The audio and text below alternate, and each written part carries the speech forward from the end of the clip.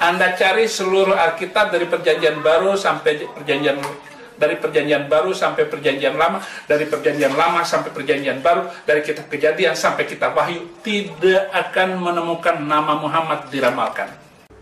Shalom guys, kali ini saya ingin membahas sebuah pertanyaan. Benarkah Nabi Muhammad dinubuatkan di dalam Alkitab? Mari kita bahas.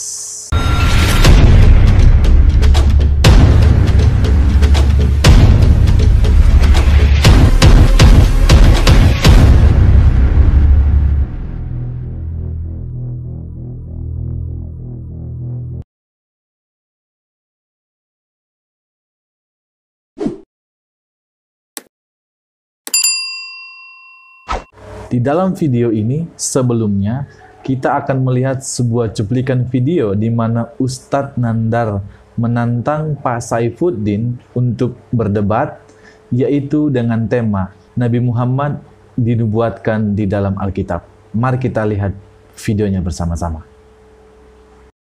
Assalamualaikum warahmatullahi wabarakatuh. Berjumpa kembali bersama saya, Yonatan Nandar. Pada kesempatan video kali ini saya akan menyampaikan beberapa hal. Yang pertama, saya ucapkan terima kasih kepada Dr. Deking Gadas, kepada Pak Moderator yang telah memfasilitasi, yang telah menyelenggarakan perdiskusian kami sehingga berjalan dengan lancar. Saya lihat mereka bersifat kooperatif, netral, dan profesional. Karena sikap mereka ini, saya jadi tertarik untuk mengajukan tantangan kepada Bapak Saifuddin Ibrahim untuk membahas nubuatan Nabi Muhammad SAW di dalam Alkitab, menurut perspektif original text, yaitu bahasa Ibrani dan bahasa Yunani. Kiranya Pak Saifuddin Ibrahim mendengar ini, mari Bapak Saifuddin Ibrahim kita wartakan kebenaran apa yang kita yakini, dan saya meyakini bahwa Nabi Muhammad SAW adalah sang Periklitos, sang Khotamin Nabiyin, penutup para nabi yang tertulis, termaktub namanya di dalam Alkitab. Saya tunggu Bapak Saifuddin Ibrahim, kiranya Anda tidak hanya berani monolog akan tetapi dapat berdebat di channel Debat Terbuka bersama saya dengan rule of game yang telah ditentukan oleh moderator tanpa ragi. Terima kasih, mudah-mudahan video ini dapat dilihat dan dapat disaksikan oleh Bapak Saifuddin Ibrahim. Saya tunggu konfirmasinya Bapak. Wallahu a'lam bishawab. Subhanakallahumma wa bihamdika asyhadu an la ilaha illa anta astaghfiruka wa atubu ilaik. Wassalamualaikum warahmatullahi wabarakatuh. Sudah menyaksikan video dari Pak Ustadz Nandar, kelihatannya dengan debat-debatnya beberapa waktu yang lalu, dia masih kurang puas dan ia ingin melanjutkan kembali tentang perdebatan, yaitu Nabi Muhammad dinubuatkan di dalam Alkitab. Namun kali ini ia ingin berdebat dengan Pak Saifuddin. Mari kita lihat nanti bagaimana respon dari Pak Saifuddin, apakah dia menerima atau tidak. Tapi di dalam video ini, sebelum kita lebih lanjut, kita bisa melihat juga ada pernyataan atau cuplikan video dari Pak Saifuddin mengatakan dengan jelas bahwa Nabi Muhammad tidak dinubuatkan di dalam Alkitab. Mari kita lihat cuplikan videonya bersama-sama.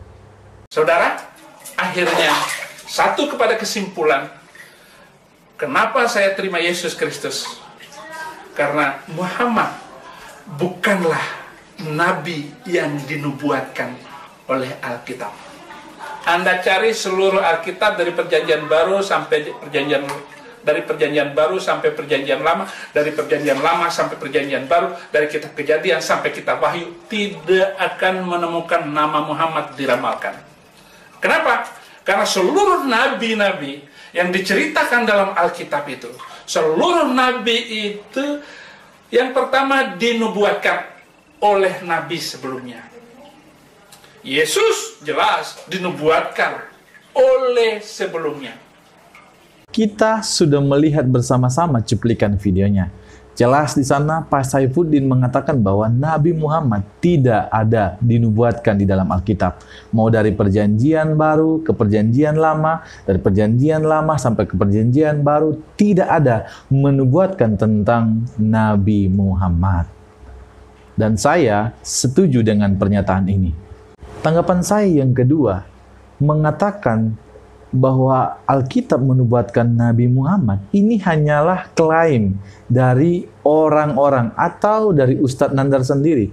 Karena Alkitab sama sekali tidak ada mencatat bagian itu. Oleh sebab itu, yang kedua ini hanya klaim kosong dari mereka. Tanggapan saya yang ketiga, biasanya kalau kita perhatikan di dalam debat-debat atau di dalam video-video tertentu, biasanya mereka mengatakan bahwa Nabi Muhammad dinubuatkan di dalam Alkitab.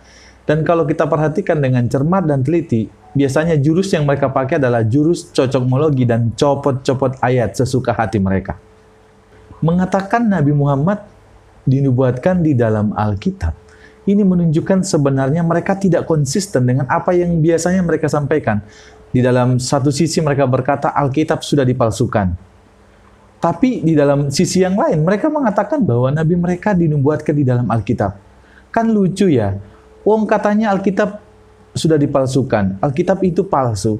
Lalu mengapa mau nabinya yang mereka junjung tinggi itu dinubuatkan di dalam kitab yang palsu? Saya rasa sampai di sini dulu video ini. Dan hari ini adalah hari Minggu. Saya mau katakan bagi saudara-saudara orang Kristen, selamat hari Minggu. Tuhan Yesus memberkati kita. Shalom.